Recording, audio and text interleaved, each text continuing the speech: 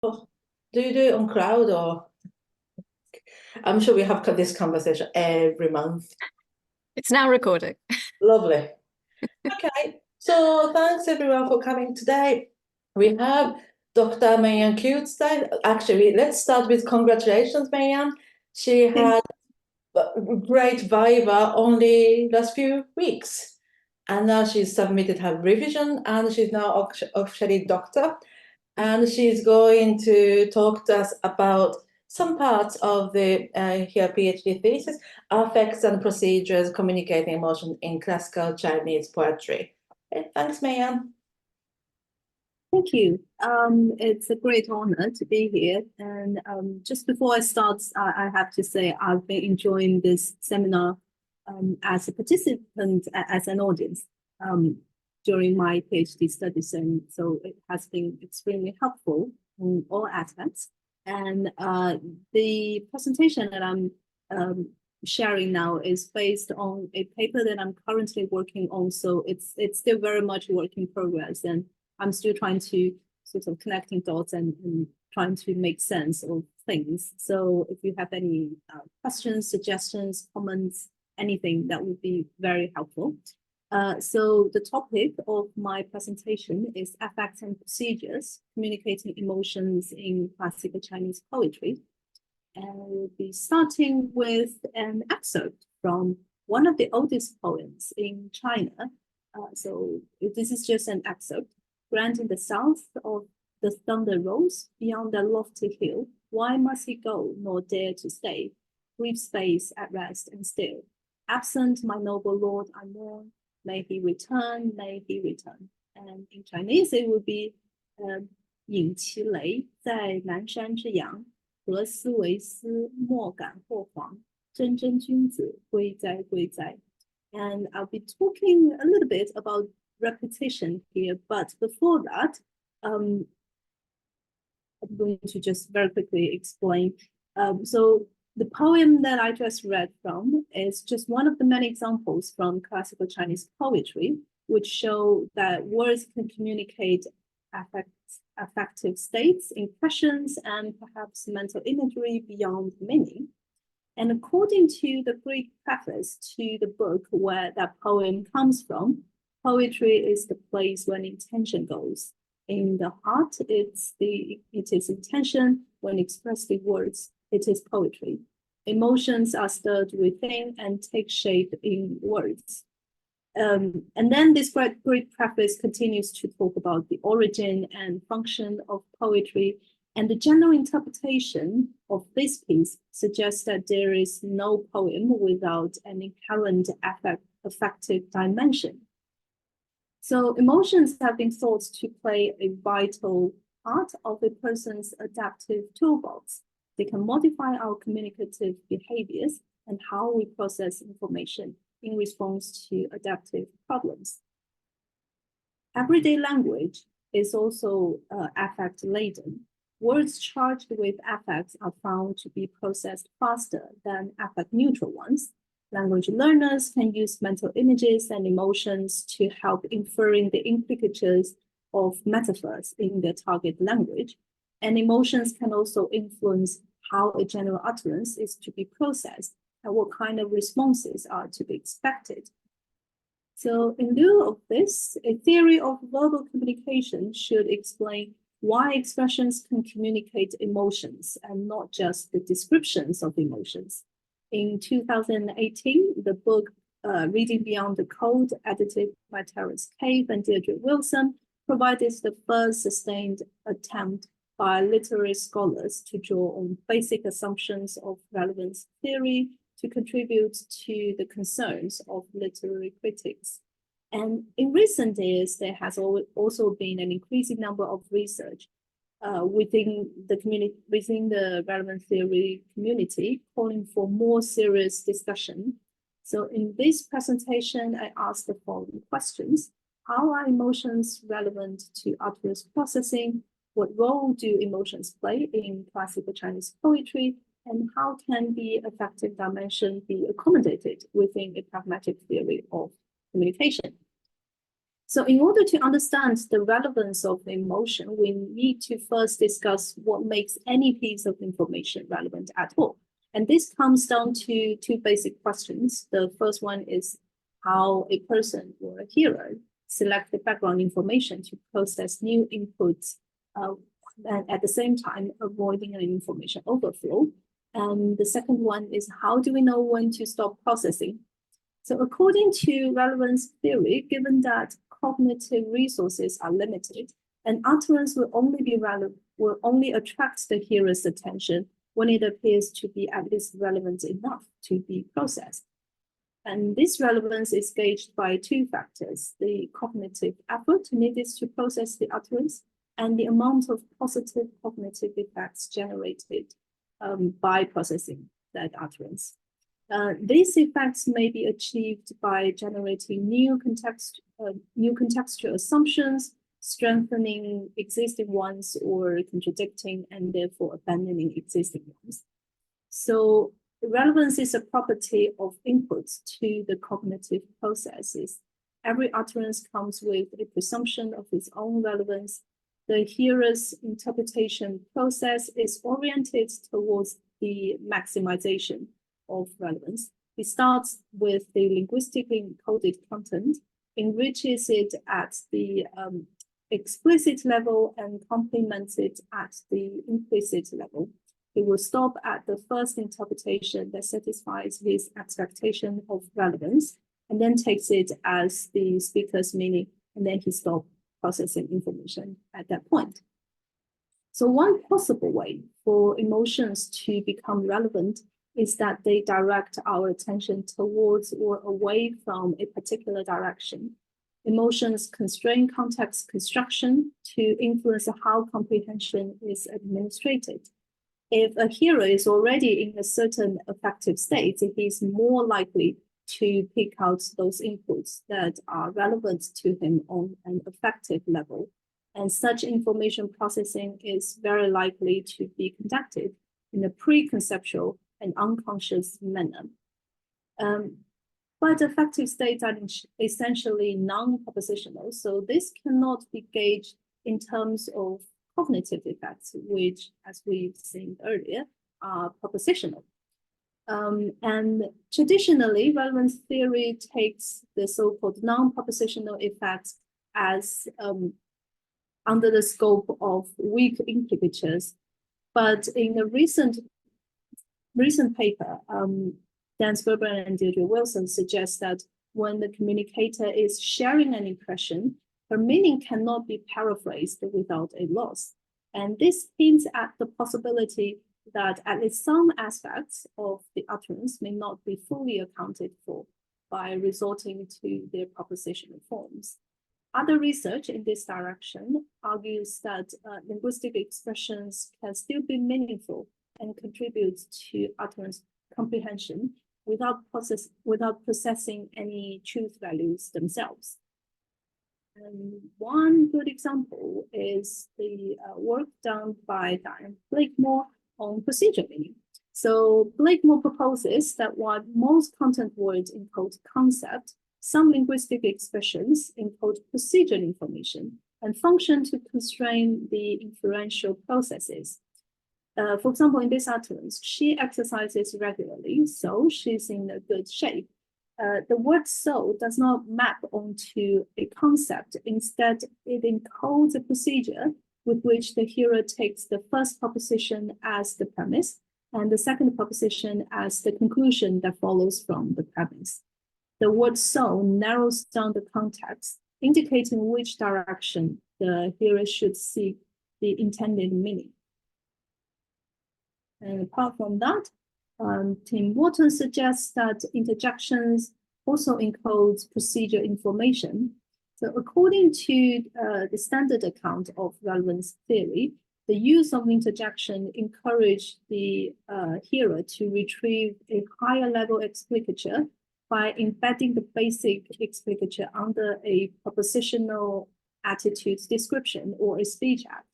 But in the first utterance here, this drink is gross, the feeling of disgust from the speaker is directly towards the object, the drink, but not the fact that the drink is gross. So in this case, there is no basic explicature to be embedded.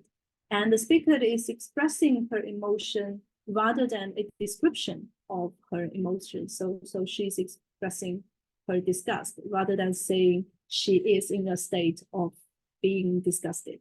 And this is even more prominent in the second example, where only an interjection is used without any sort of conceptual information here. And generally speaking, for a hearer, when the hearer hears this utterance, he would usually have no problem understanding the general affective states that the speaker is in. So the problem with the traditional approach of embedding a higher level explicature under a basic level explicature is even more problematic in this utterance here. What is communicated through those two utterances is too vague and flexible to be put into one proposition. Interjections like this are partly coded, so they are less direct than spontaneous and natural sounds. But pretty much every language has a vocabulary of this sort of affect expressing interjections, which seems to suggest that interjections can be integrated into language proper at least to some degrees. And Wharton and his colleagues further argue that the encoded procedural information allows the hearer to activate certain kind of propositional attitude descriptions associated with certain expressions of emotions. Simply having a feeling can modify our mental world effectively, but relevance in this sense cannot be gauged just based on the cognitive effects derived. So they propose, Morton and his colleagues propose the notion of affective effects to supplement cognitive effects. So according to this approach, affective effects arise from emotional states and guides the search for relevant information, and they may be best described as changes in patterns of activation. Reading literature is one way to generate positive affective effects, which we will later see in classical Chinese poetry. And according to affective effects, imagination which is usually happen during the reading of a piece of literature, imagination may prompt the more subtle emotions. So for the hearer, by imagining certain things, they may experience subtle feelings of emotions, which then later probably can become emotions proper.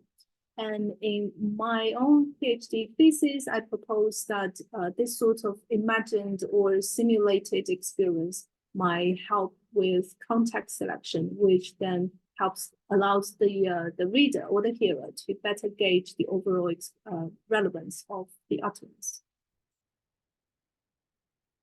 And as with many other literary traditions, classical Chinese poetry is often said to put emotion at the heart of its creation and appreciation.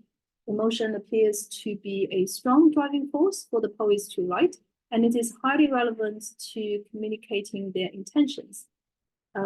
But as Slinson here suggests, at least those from the Book of Songs, so for example, the one we quoted at the very beginning of this presentation, at least for those poems, these actually celebrates the Apollonian, not the Dionysian. So the poet's emotions might be very sincere and strong, but the communication is relatively restrained and indirect.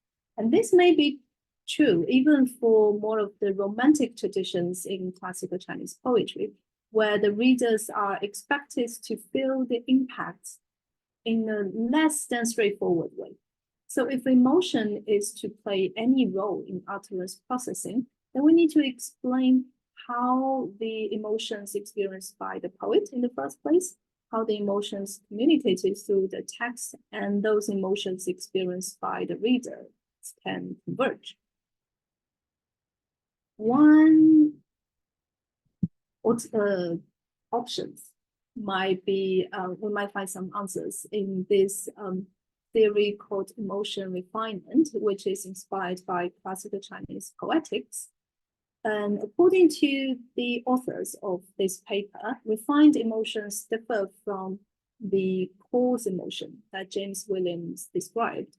So coarse emotions consist of very distinct bodily feedback, emotional response, and they usually lead to immediate actions. Refined emotions, however, are a kind of feeling without necessarily strong physiological upsets nor actions. They are typically found in the appreciation of art and literature.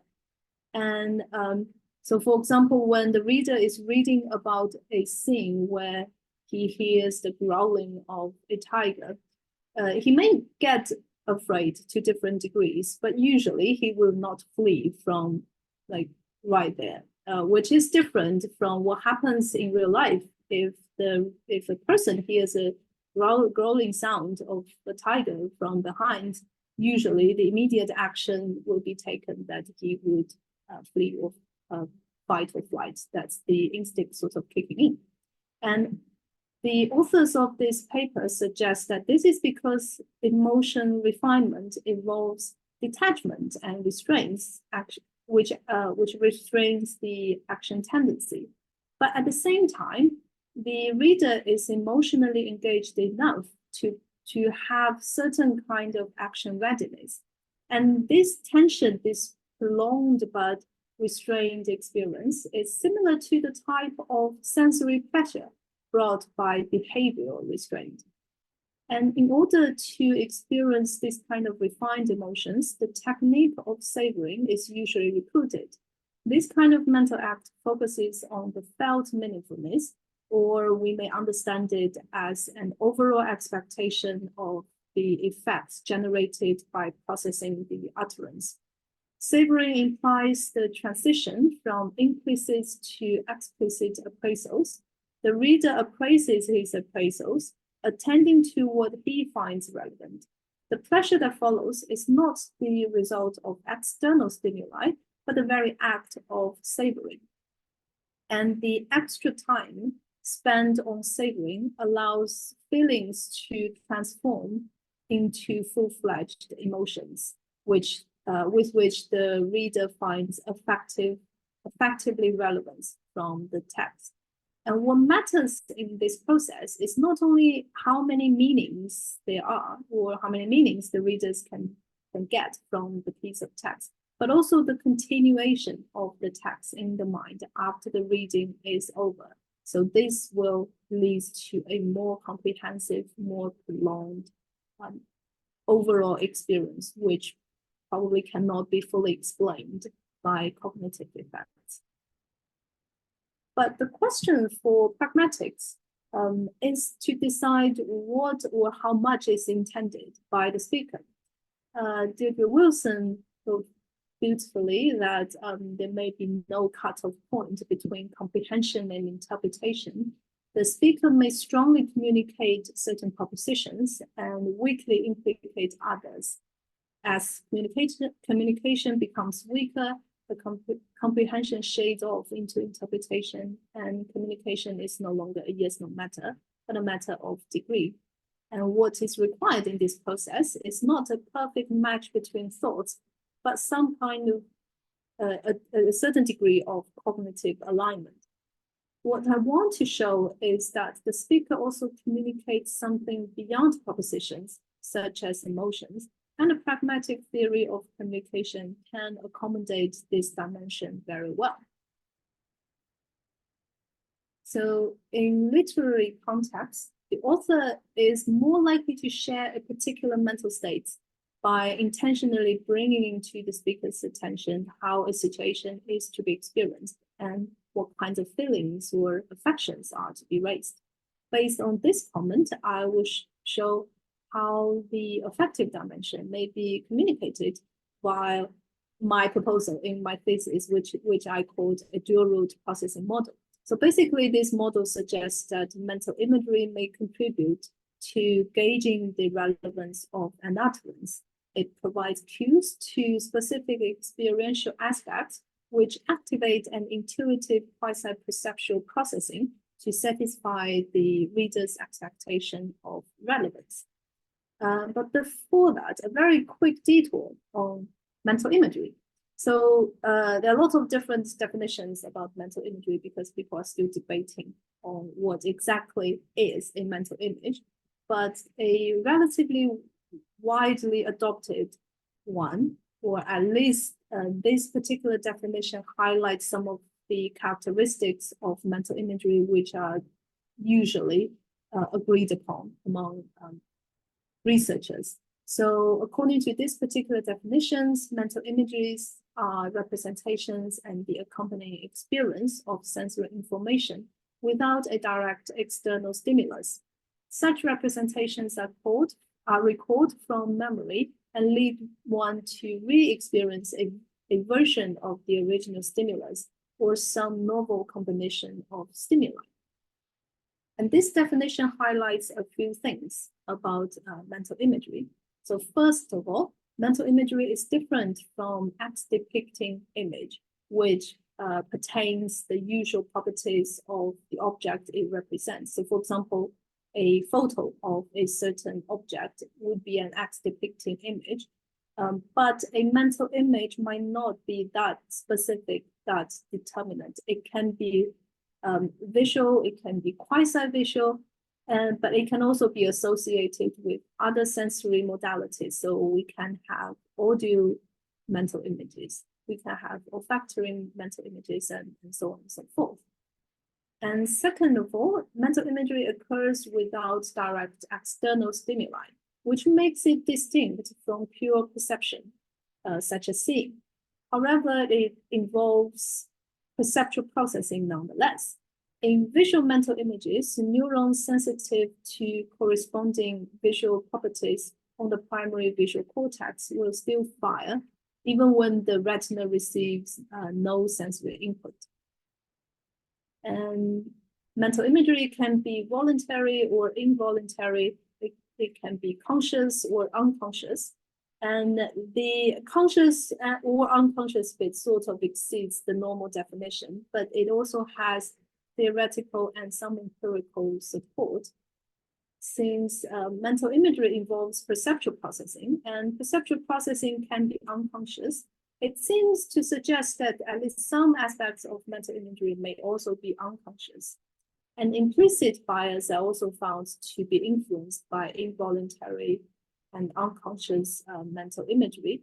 According to the studies quoted here, this type of imagery can produce cognitive and affective experience that are sensitive to the content of the implicit bias, but insensitive to its logical form.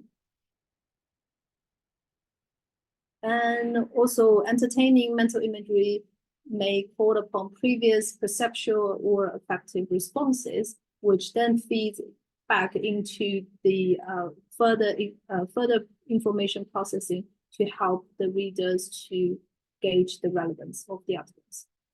And now we'll look at an example to show how this dual root processing model works.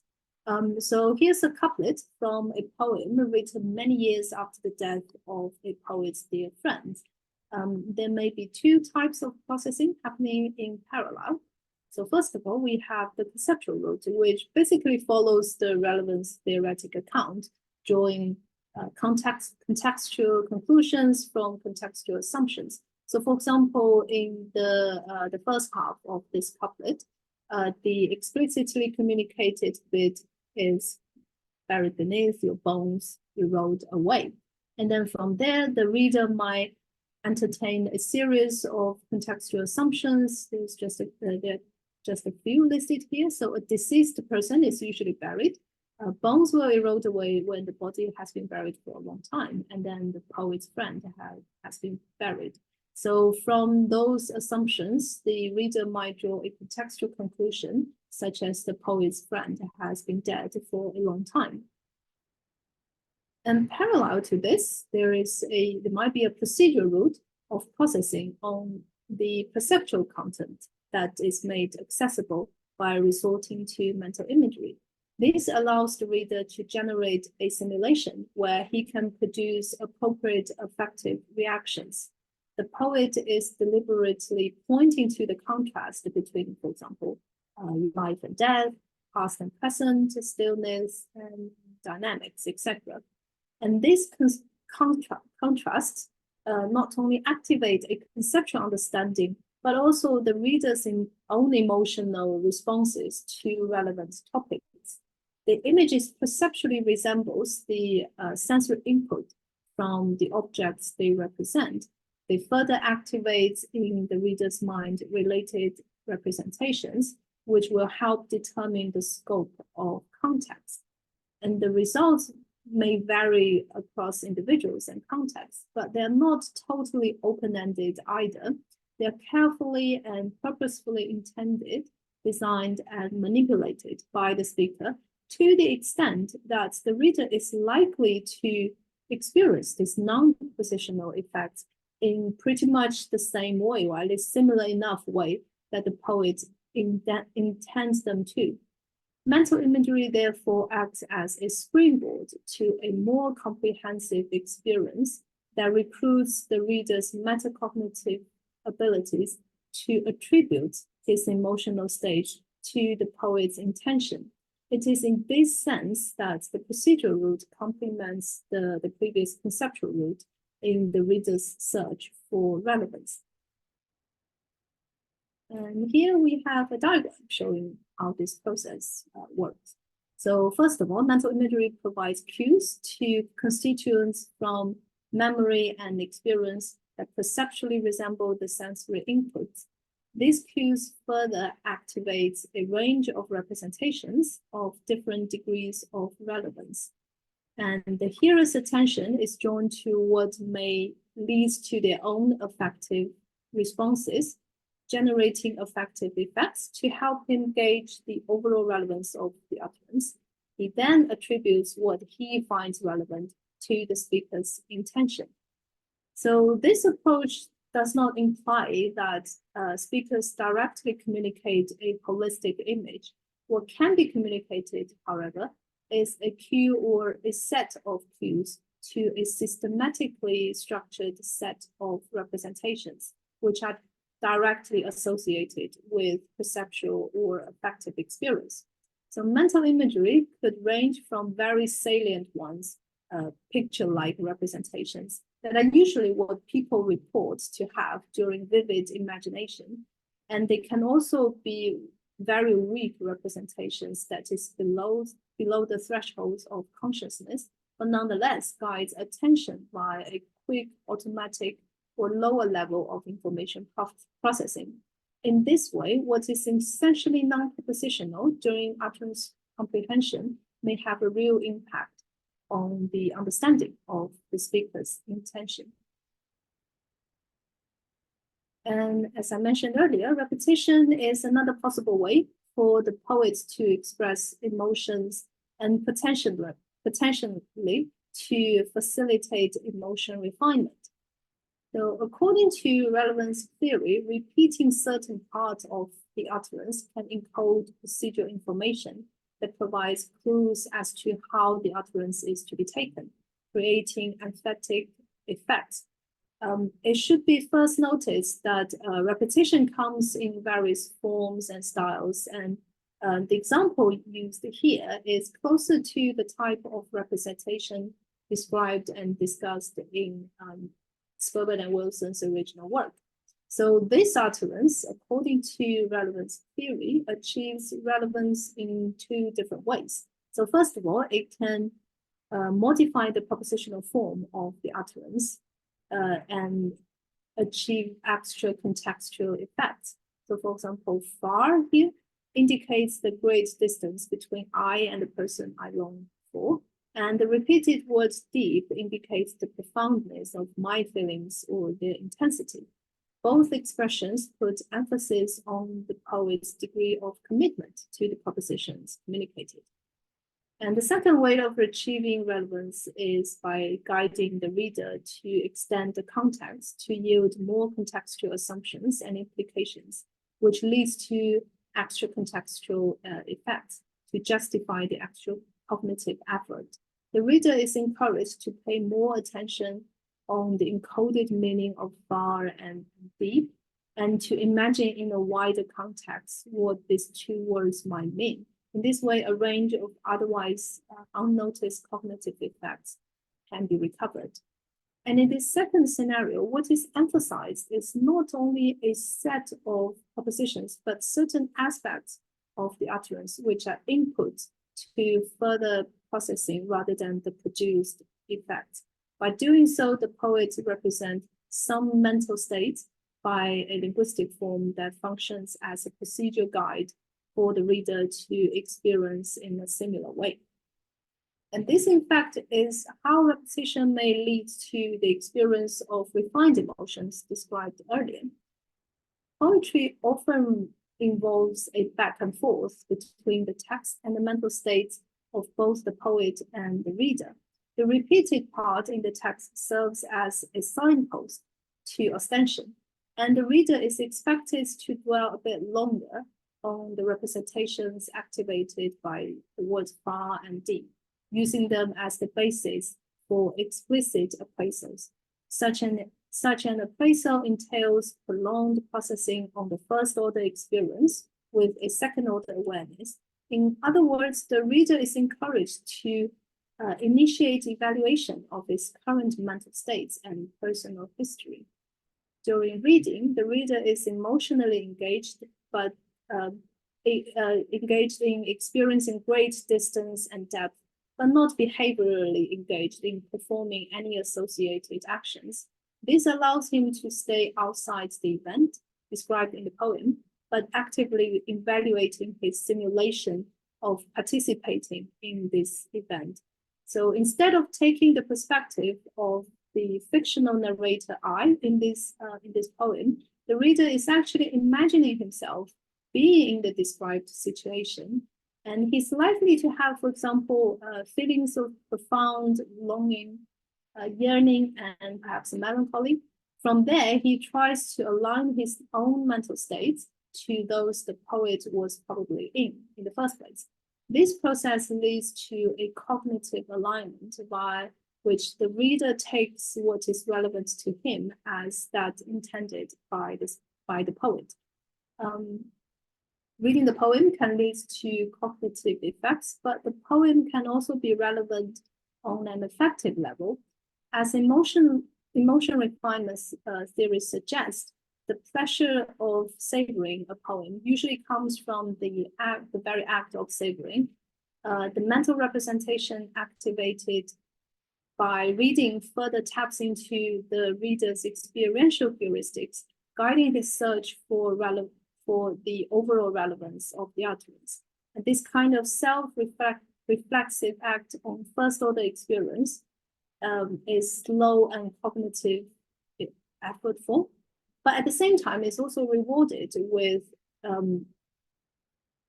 more subtle experience whose relevance is gauged by the affective effects it generates. What we have here is influence on non-propositional entities complementing the influence on propositions from which the speaker's meaning can be recovered. So a very quick summary. This presentation has shown that poetry as a kind of communication is not just about expressing assumptions, beliefs, and propositional knowledge, but it's also about sharing feelings, emotions, and impressions. The latter aspects can also be explained by pragmatics, but this cannot be gauged only on the basis of how many positive cognitive effects generated. Classical Chinese poetry provides some good examples of emotion communication. Instead of being the result of uncontrollable outbursts of inner feelings being embodied by words, classical Chinese poetry actually requires thoughtful design and careful delivery, which guides the reader to align his own psychological states with that of the poet. I have also linked the affective dimension in classical Chinese poetry to procedures. The conscious or unconscious entertainment of mental imagery taps into the hearer's own experiential world, activating associated mental representations, which help him to gauge the overall relevance. Repetition, on the other hand, signposts the aspects the poet wants the hearer to focus on, leading to a prolonged and restrained processing that enhances the flavor of the whole experience. And this approach stands partially in line with research on emotion refinement. A pragmatic theory needs to acknowledge that emotions are relevant to communication, not exactly in the same way as assumptions can be. The reader's experiential heuristics play a very important role in inferring the speaker's intention, and this happens quite often in literature. Such a self-reflexive act on first-order experience is rewarded with a rich bundle of affective effects, or perhaps perceptual experience as well. In fact, without producing such effects, a piece of poetry or a piece of literature might just be irrelevant after all. And these are the references used in this presentation, and thank you for your time.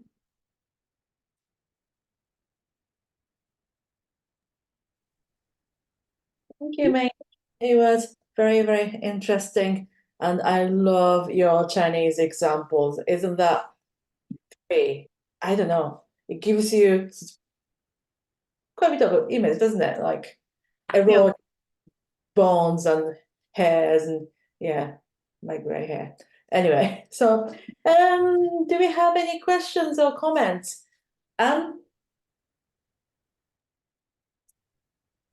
Yeah, that was really great. Thank you so much. I think it's very interesting to bring in all these other aspects to communication. I did wonder, though, about what kind of theory of emotion you have, because you seem to be talking about it a lot of times as just something that's completely disconnected from cognition. But I think there are a lot of theories of emotion that think that emotion is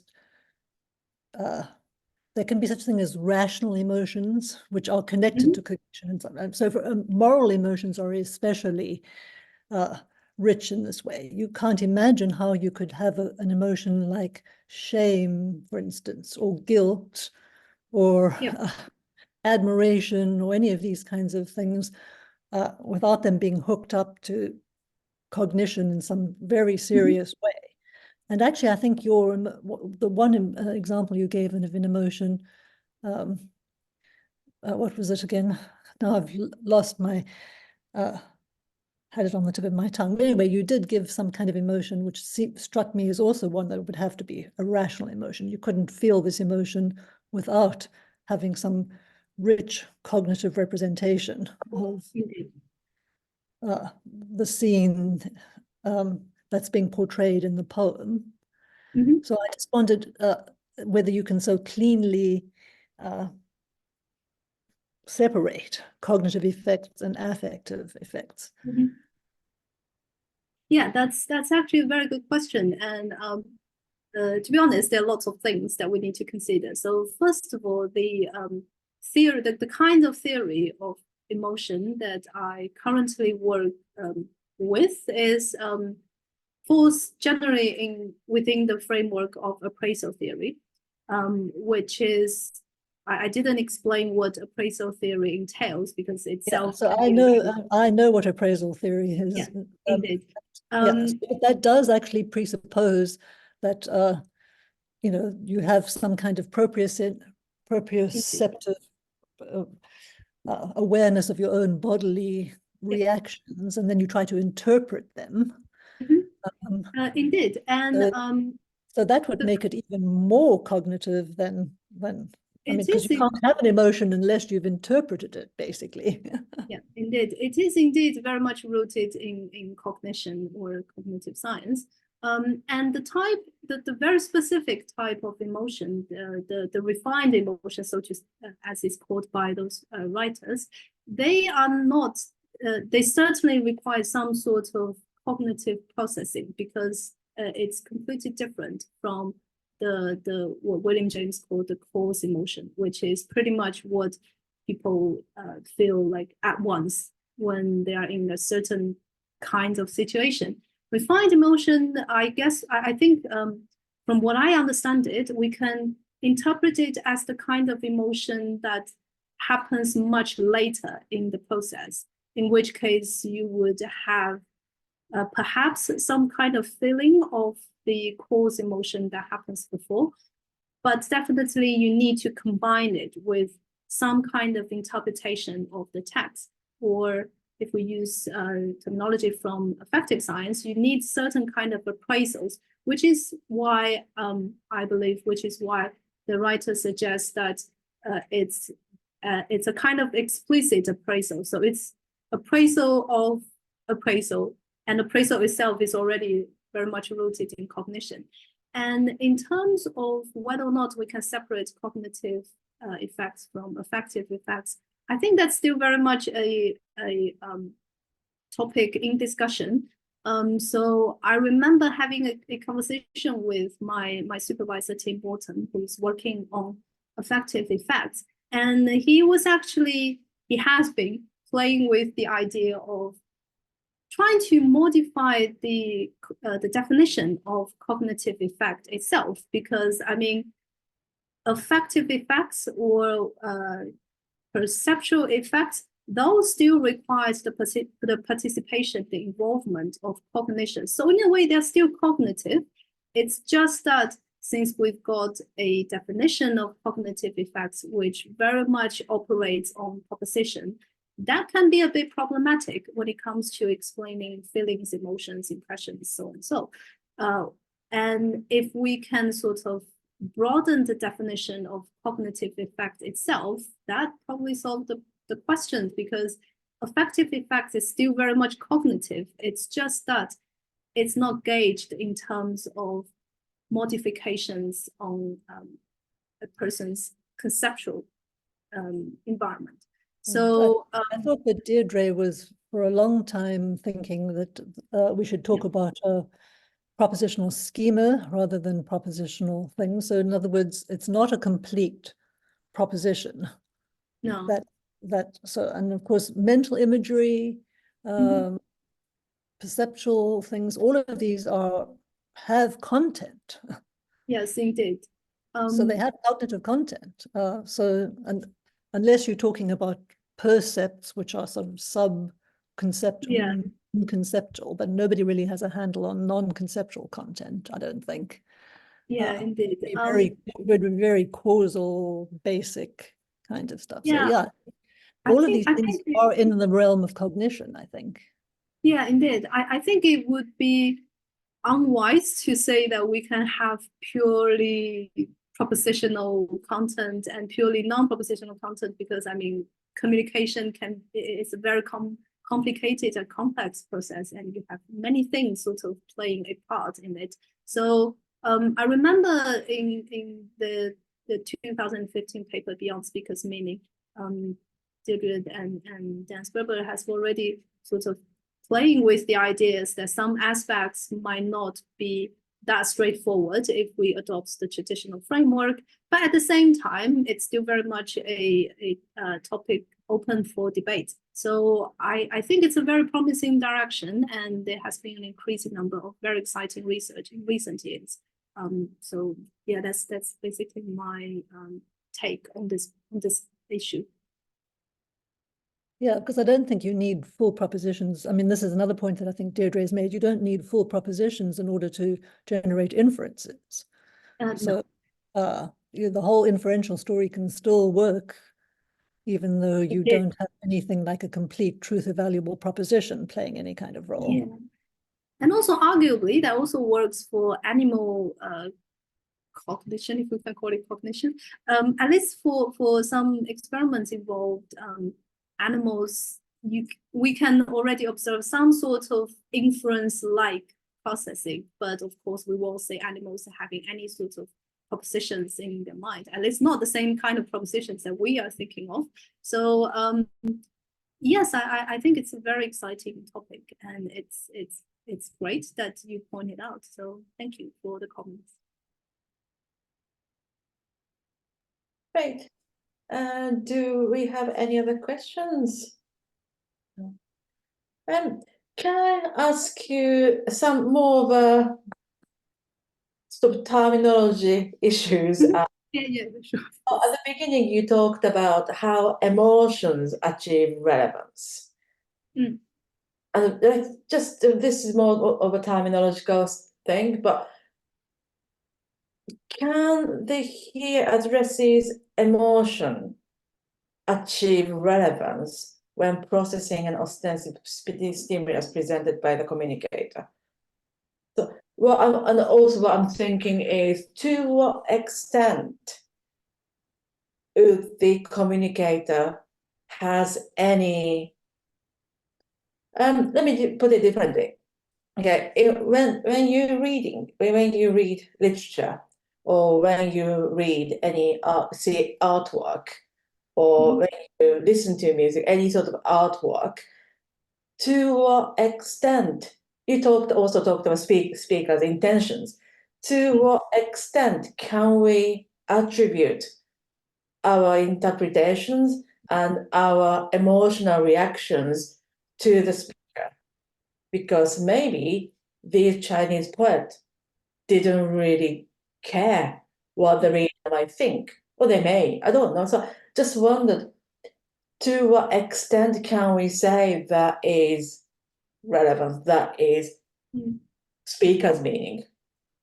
That's a very good question. Actually, I think that might as well just be the most important questions that at least I need to address in if I were to follow this line of work. I think so first of all, if I were to give a very straightforward, like very simple, rough answer, I would probably say it's very difficult to justify, to say for sure that this is exactly what the writer, the speaker, the poet have in mind in the first place. But at the same time, I think it happens with verbal communication or communication in general as well, is that we don't, in most cases, we don't really need a definite answer to say my interpretation is justified, because in most cases, it's actually a good enough interpretation. So in a way, it's always a guess. It's a good enough guess for the hearer to say, this is probably what the speaker have in mind. And in that way, we can have a successful communication. Because otherwise, the communication itself, it will just fall apart. We are completely separating comprehension from interpretation. So in a very strict sense, I would probably say it's almost impossible to say that, because we're not duplicating each other's thoughts. There's no perfect match. What we have in most cases is a good enough alignment. It's not even a match, it's like, it might happen, since it happened to me, I probably have good enough reasons to believe that it might as well happen to the writer as well. But at the same time, I do think there is something common or perhaps universal to cognition that may act as some kind of foundation in making this comment. And so, for example, when it comes to emotions, I think at least some aspects of human emotions can be considered as universal or general. So suppose I'm in a particular situation which leads to very strong feelings of sadness. I would probably have some sort of confidence saying that if a different person is in the same situation, he or she would probably react in not exactly the same way, but in a similar way. And their response can be similar enough for me to say we are having the same, overall speaking, same kind of emotional reaction at this time. And if that's a good enough reason for me to believe, that we are having this sort of alignment, then I'll probably attribute to what I feel at that moment to what the other person might also be feeling. So in a way, I suppose the answer to that question is we probably would never know. But at the same time, we can at least have some sort of, we can at least use our metacognitive abilities to draw some sort of judgment that can support our interpretation. But yeah, that's indeed a very good question. Yeah, I suppose that makes sense, but I think maybe slightly related to that is your use of the term procedure. And you brought in Blakemore's procedural encoding, and you also brought in Tim's interjection as examples. But I think the massive difference there is both interjections and discourse connectives are used very not consciously, but it is there to really clearly guide the processing, while mental image is very, very vague, and to an extent can any author could navigate or guide someone's what kind of images they would have from reading the poetry. I think there's quite a bit of difference. I know this case hands up, so maybe I should stop talking about this. Oh, sorry, I pass on to Kate, actually. Yeah. No, it's okay. I was just thinking as you're answering the last question, and this may not be, maybe it's not hugely relevant to what you've just presented, but I was just thinking that issue again of like, when you've got poetry, who are the addressees? Again, it's, we're very used to analysing a speaker, Peter talking to Mary, Mary talking to Peter. And when you've got poetry or literary works more generally, I mean, there's probably some cases where a poem is written directly from one person to another, but often it's this undefined audience, and who, cognitive relevance and cognitive effects are all analysed in terms of the addressees. Who are the addressees? And maybe not everybody who reads it considers themselves amongst the addressees, or maybe they do when they read it. And I think this isn't necessarily directly relevant to what you said, but it just makes me think again about this issue of when you've got an undetermined audience, and Sperber and Wilson saying the addressee is whoever's cognitive environment the communicator is trying to modify, and how almost when you're interpreting it, do you consider yourself amongst that set of people or not? And I think all that's more complicated issues come in when we've got these literary forms that go to that could be read by people, hundreds of thousands of people, somebody in the future. That's just more of a comment than a question. Well, to be honest, I think it's a very relevant comment. Of course, with any piece of literature, let's use the most straightforward example of we've seen those letters exchanged between writers. So when the writer wrote that letter to wherever the addressee is, that's a very clear case of the traditional way of communication. But let's suppose we now have a reader who reads this letter, and often the case we'll hear people say, I resonate with that letter, I resonate with any aspects of that letter. And I think that's a very good example of this sort of, I remember you mentioned in your talk earlier about this sort of broadcasting, which came from the book. Indeed, in that case, the third reader is not necessarily the intended addressee, but nonetheless, they find that piece of writing relevant to them on all sorts of aspects. And then they consider themselves as the intended writer, intended reader. And in which case, I think we can still call it communication. It's just that it's almost like a one-sided communication, where the writer probably won't have the third reader in mind when he wrote that letter, but nonetheless, we still have a line of communication happening there. It's not necessary. Well, I'm not quite sure whether we should call it unintended in that case, but from the reader's end, it's still sort of successful when it comes to communication.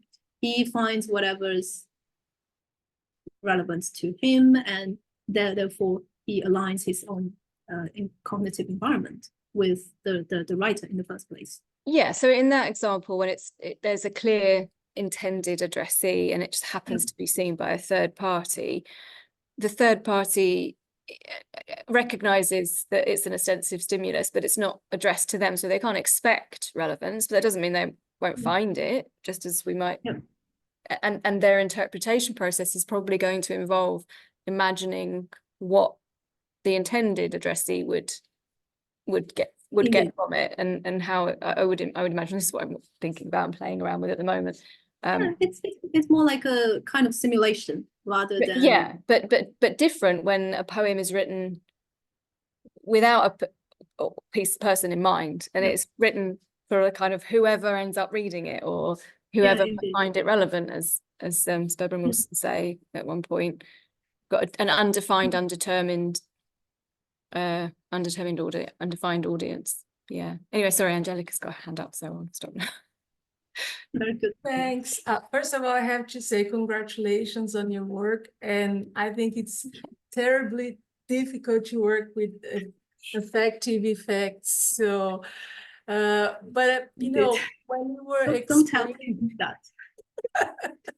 But I'm very interested in this line of work for my own research. But you were talking about a conceptual route, and when you divided it in the conceptual route, you talked about what is explicitly communicated and some contextual assumptions.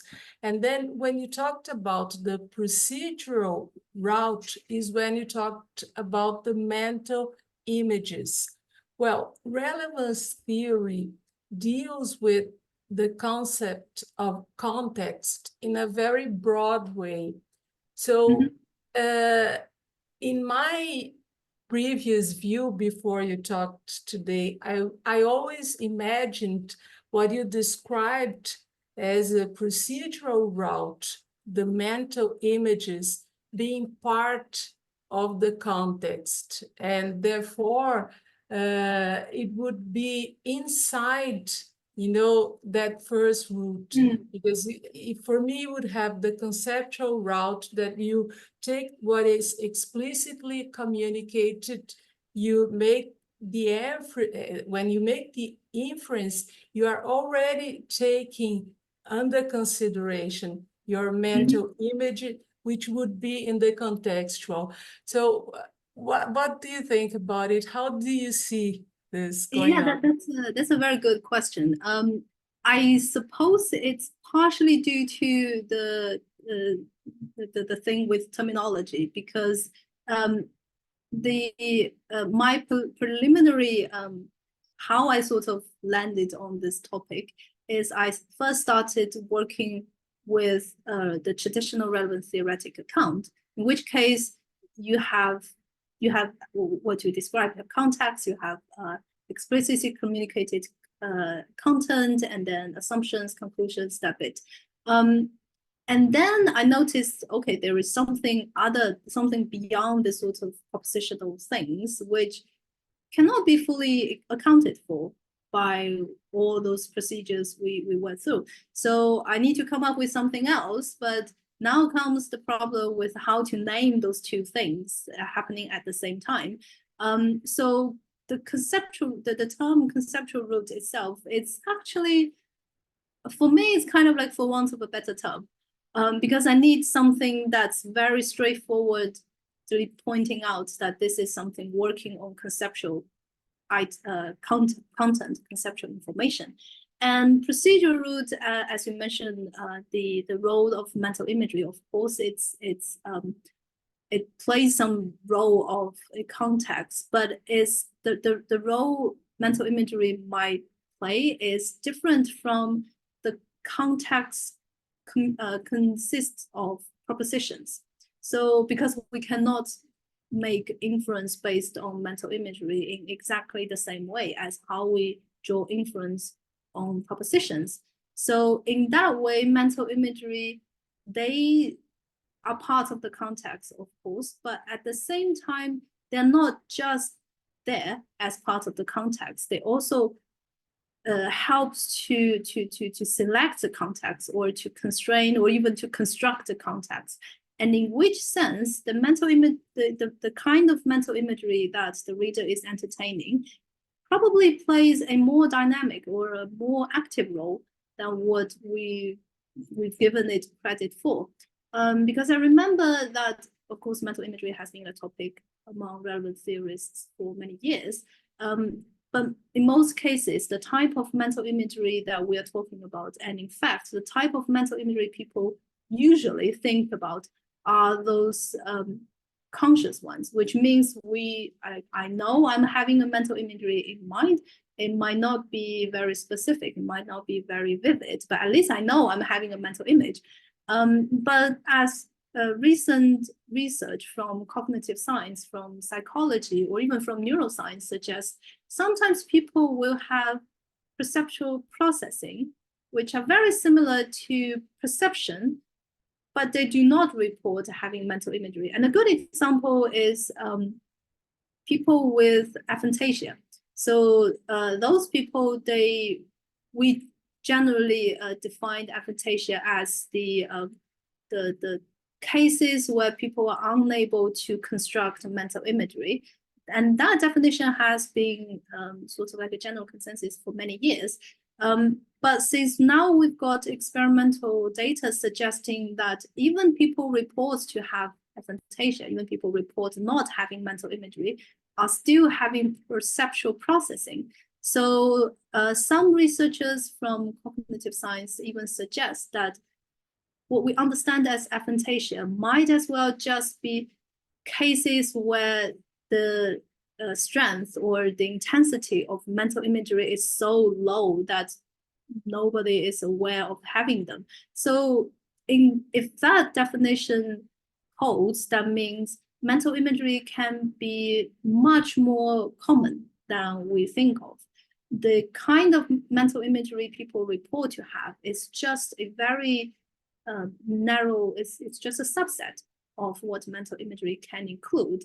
And in that sense, there's a whole lot happening when people are not aware of. And during that process, it might be the case that context has already been selected to some extent, or at least our attention has already been allocated to certain aspects of that utterance or of that situation, which in a way indeed act as part of the context, but they are also playing an active role in selecting the context.